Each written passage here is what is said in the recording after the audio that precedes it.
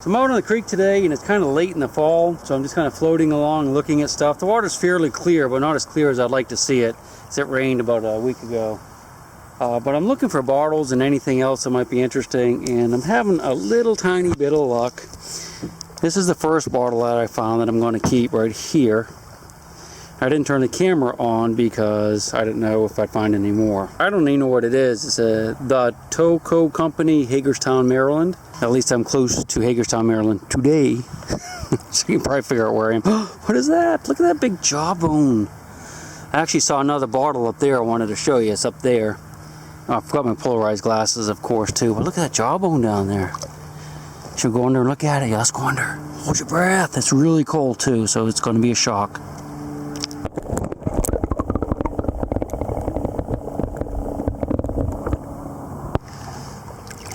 Cool. I guess that's a cow or a horse. Pretty neat, huh? Wander up here to that other bottle that I saw. This is why I stopped and got out of the canoe or kayak. That's kind of neat, huh? And I'm not sure what it is. It's blue though. That's always a good sign. I'm going to clean it off and then we'll take a quick look at it. Here's an old metal container here. This is kind of junk you see in the creeks all the time. You can see it's got a pipe coming off, so this might have been for like oil for a house or something. There's another bottle over there we need to check out. Let me clean this one off real quick. So this is a pretty blue bottle. It says Castoria on one side. Doesn't have any chips or breaks in it, so go ahead and keep it. And let's go check out this other one over here. I'm going to be a little more careful. Heard it? Chink chink. There's a little one there. I wonder what that is. No, that's plastic. I want to leave it. That doesn't look like plastic. It looks like a regular bottle, or maybe an older one. I think the top's broken off of it, though. Ah, no. Ooh, that's a nice one, eh? Yeah, it is. It's probably like turn of the century. 1900s for you youngsters, not the 21st century. Get that mud out of there. I shouldn't have done that, you know, because we're going downstream, actually. But you have to see it. Yeah, that's a beauty, huh? Not embossed. That's a nice display bottle. Got plenty of good bubbles there. I like it. Yeah, let's keep our eyes open. Try not to make so much yucky mucky. Yucky mucky, Mr. Bo. Yucky mucky no good. Alright. Let's poke around up here just a little bit. You can see lots of broken ones. You can see we're kind of on the inside of a bend, so all the bottles would come down and just settle right into this area. It's a low pressure system in the river, but they're probably also buried, so we'd have to get in there and dig around a little bit, probably get to most of them, but we're not going to do that today. We're just going to walk along and float along and see what we can see. Not seeing too many more here. I passed a whole bunch of them earlier. We're going to work our way back upstream anyway. See some broken ones down there. Yeah, see the ones I just picked up probably washed out of this area right here. They're probably more logs. And they washed out from underneath and just kind of settled in there. So we'll keep moving down and looking for good stuff. And we'll turn the camera on as soon as I see some more. I just floated over a little guy down there. I don't know if it's old or not. It looks like a screw cap. But let's go ahead and grab it. It might have been an older one actually, but it's broken, so we're not going to save it. There's a bottle there. It looks like some sort of soda bottle. Let's take a peek at her.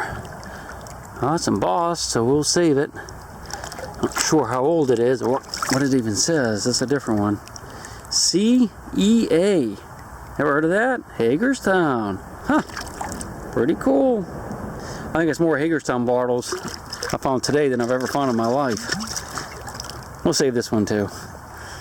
It's kind of a amber color, a little yellow. I like that one. We'll save it. Nice. One reason I don't like to hunt in the water this late in the fall, besides it just being cold, if you look at the sun, see how low it is on the horizon? This is like midday. I mean, if this was in the summertime, the sun would be way up there. Way down here on the horizon now. It never gets up very high, so it never gets very warm. And I found a horseshoe. There's a lot of house stuff in here, and I can see something kind of interesting down there. I'm not sure what that is. You guys have any idea? So look at it.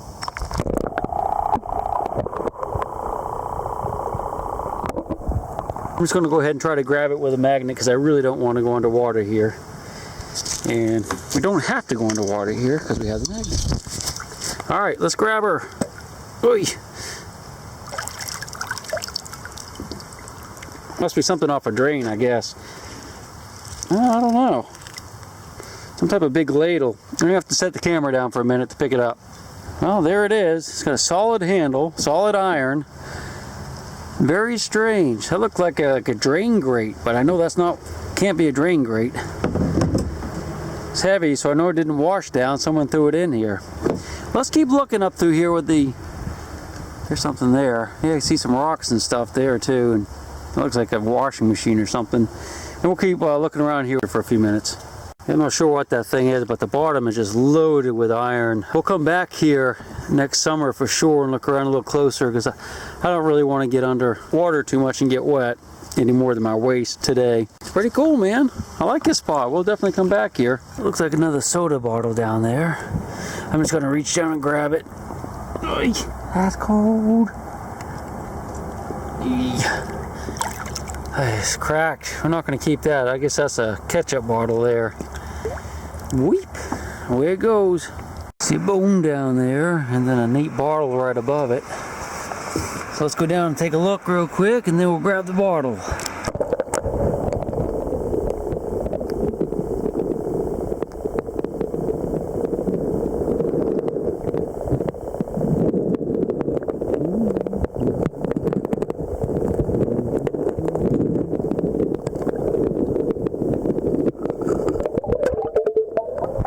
Yeah, that's an older one. That's some nice embossing on it.